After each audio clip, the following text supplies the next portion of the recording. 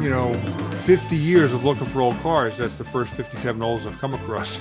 Oh, no kidding that I did So a factory defect saved that car. this much in there that pretty much welded the piston into the cylinder.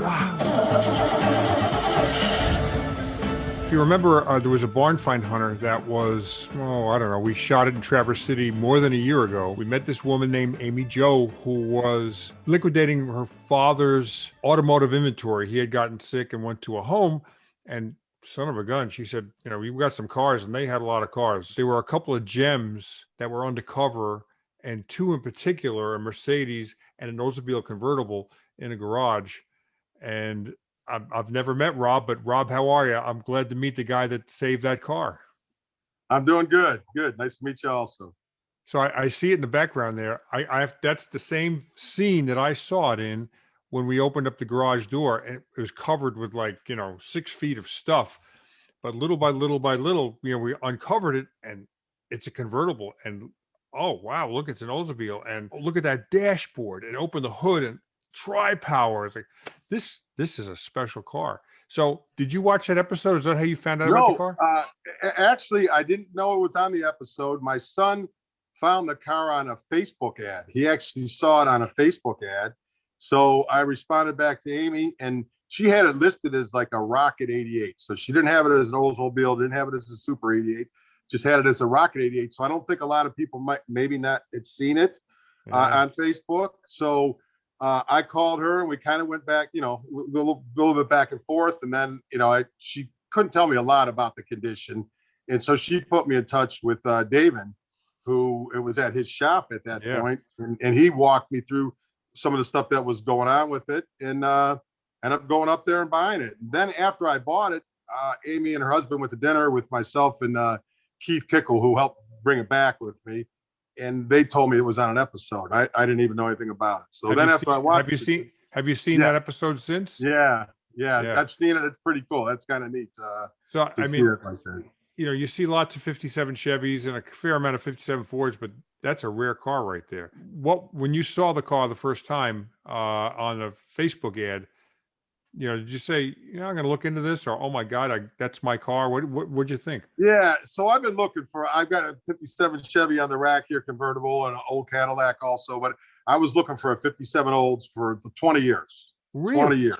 Yes. And they're all either big dollars, or they're just total junk. So to try to find one that I could afford, and enjoy was tough to do for the last 20 years. I saw this one. I figured it might need a motor. It might need the motor rebuilt. Don't know. But as long as it wasn't rusted bad. And when I got up there and looked at it, it really wasn't rusted bad at all, hardly anywhere. Yeah, she told me that was her father's favorite car, and that it had not been out of the garage in decades and decades. So I don't think it saw much salt. I don't think it saw much rain. You got a good one there, man. I mean, in my 50 years of looking for old cars, that's the first 57 Olds I've come across. Oh, no kidding. That I definitely got a rare one. But here's the ironic part. And you kind of snipped it out in that episode when I saw it. That car only has 17,000 original miles on it. So we found documentation in the trunk. There was no trunk key. So when I got the car and when I was bringing it back, they couldn't find the trunk key anywhere. So I said, all right, well, if there's bones and a body in there, it's yours, Amy. If there's money in there, we'll split it. And so I ended up taking the glove box off when I got it back, taking it to a locksmith. He had a key. He made a key made that we put in the trunk, popped it open. And sure enough, there was all the original stuff in the trunk, but there was a set of hubcaps, flipper caps. There was some paperwork. So this is, it came with this book here, which is the 57 book. And then right inside, it might be hard to see, but it actually says the dealer and Michigan, then the owner. Gross Isle. Yeah. Yeah, it came to Gross Isle. So I did a little bit of research. So it was sold from this dealer. The dealer was Dave Menhart Motors in Wyandotte, Michigan. It's where the dealer was. The owner was this Earl Grow of Gross Isle. So then they had it for a while. They sold it to the name that was on the title. That's where her dad got it from. He got it from John Tefner or something. So the original title They let me keep the original title. So did her father ever register it and legally own it? He had it in his name, but he never went farther with it. Okay. He never went farther with it. He might not have even driven it. He might have bought it and just stowed it away, right? I think she said he drove it a little bit. She was driving a little bit, but then if you remember on the episode, and because I asked her about this, she didn't think she was uncertain if it was 17,000 miles because she said her dad said it needed a valve job. Well, the other story on this engine is when we got the heads off, what was it? The exhaust seats were on the heads. The exhaust seats were cracked. And I guess that was real common with these 371s because they get hot rodded a little bit. And so that's what was cracked. And I don't know if it was losing compression or smoking, but that's why the car never was driven much. That's why the miles were low. If you know who the first owner was, I've done this and it's fun. You could try to search to see if that family still lives at that address, or you could kind of Google it and see if the family might still be around. They might have pictures of that car when it was new, dropping the kids off at school. And I've done that, and it's a blast. Once you connect with those people, I mean, you're bringing back part of their childhood. Yeah, 50, 60 years ago, you're bringing something back they haven't seen or talked about. Yeah, that would be neat. We might look into that. Might have to try that. So. And I bet it sounds killer with that dual exhaust, huh? Yeah, it sounds good with a dual exhaust. And I've never had a Tri-power car. I've never driven it. We got the car done in November. So I've only driven it on a couple nice days in mid-November, and it's been sitting. But that Tri-power is something. I could see why people hot rod it. It sounds like a vacuum cleaner, a blender, and a jet going off all at once when you get on that pedal.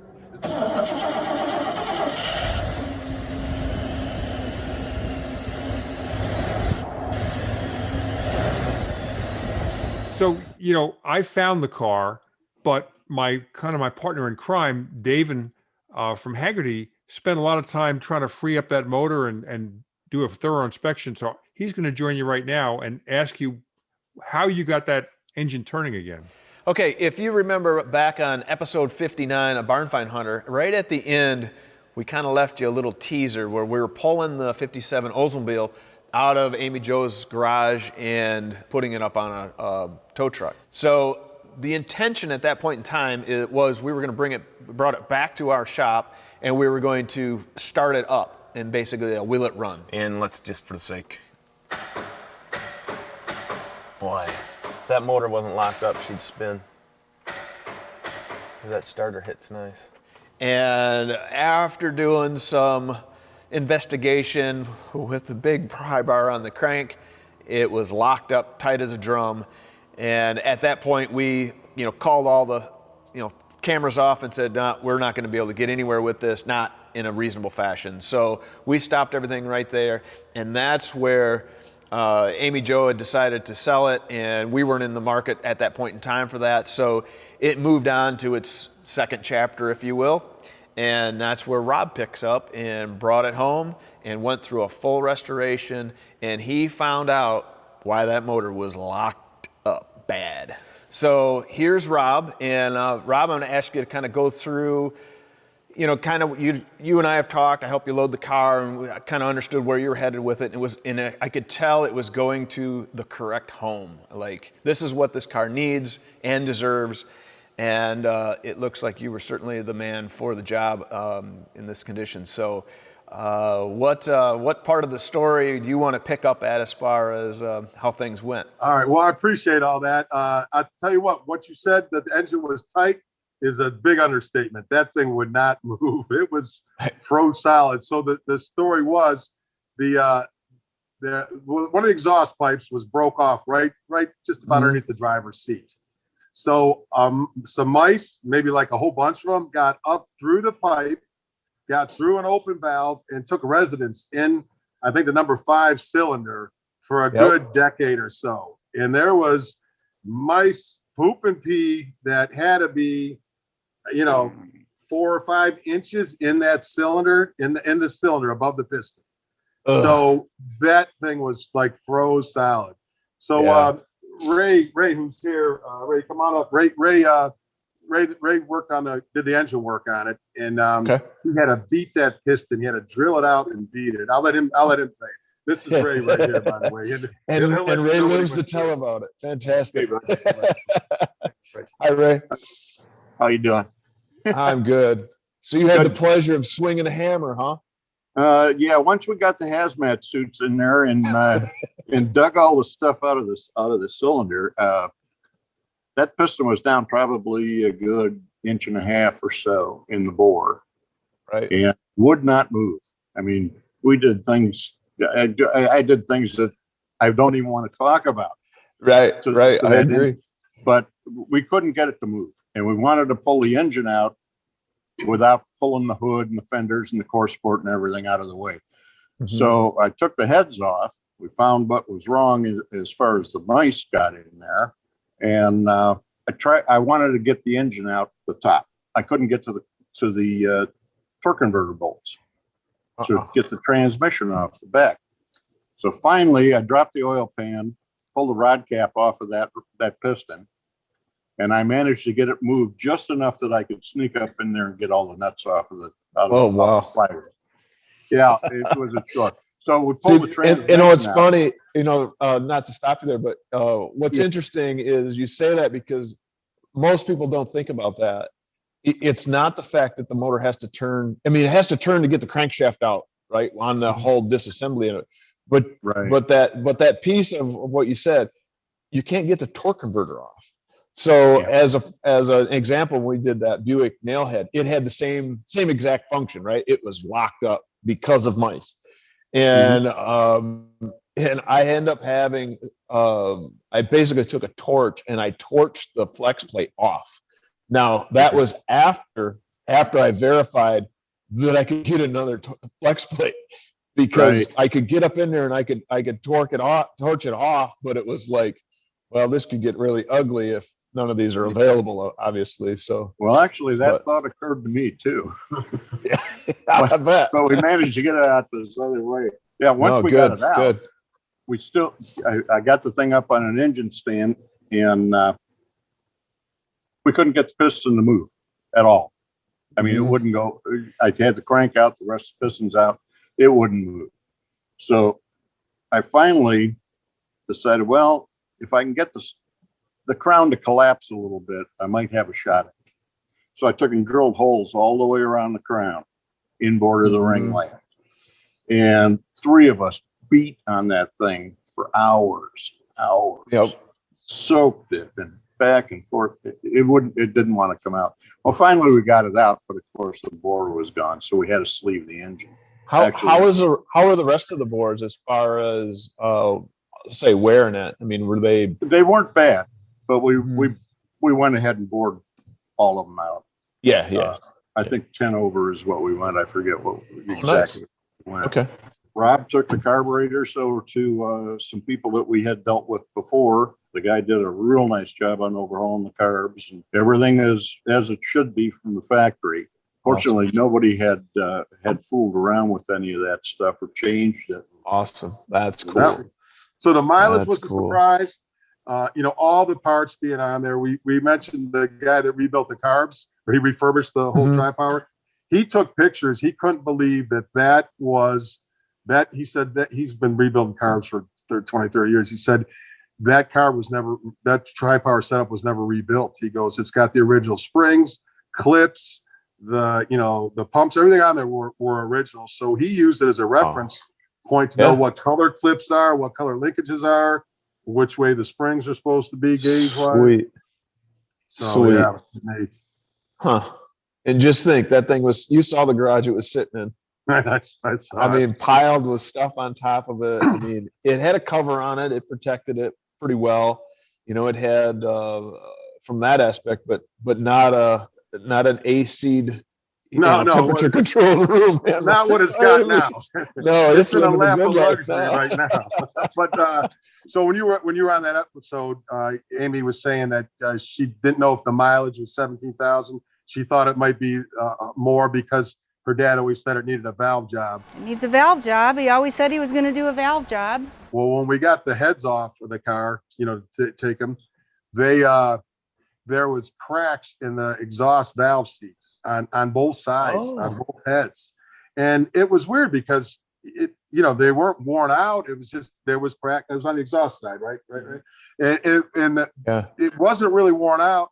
So here I did a little bit of research. That was a major flaw with 57 371 engines, with the heat coming through the middle there, and that, plus people would hot rod them. So their place in Cleveland actually welded those, it made them, as good as new.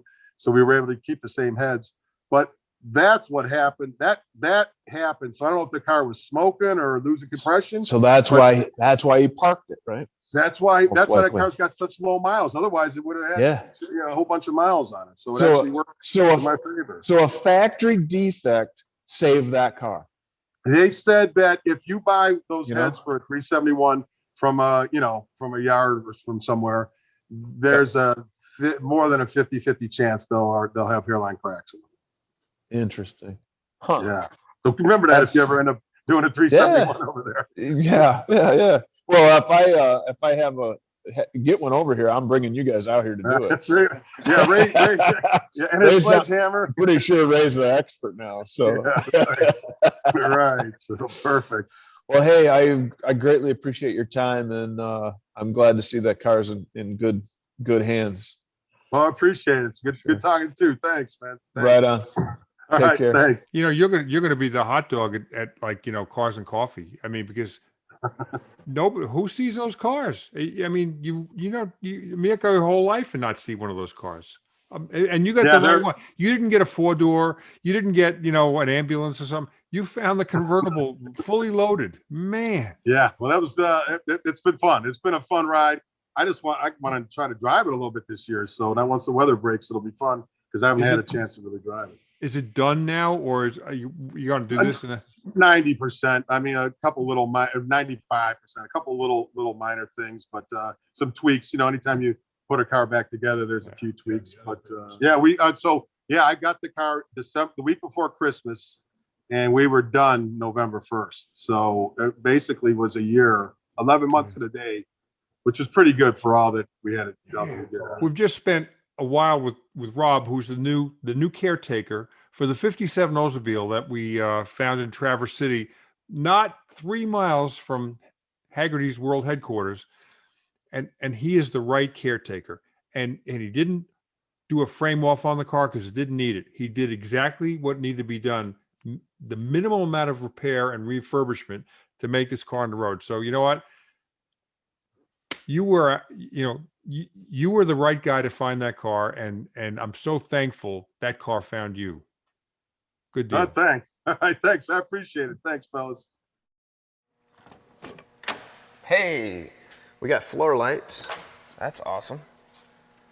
Let's got an extra. Well, that's kind of neat. So this has, factory-wise, was an AM radio only, but you can see here there's a Granco add-on for FM, which is really cool. All right, so let's see. Hey, we got dash lights. It's got a full tank of fuel. The gas gauge moved all the way from E to F. I don't know that I'd trust the full tank of fuel function. So it has variable wipers. That's sweet.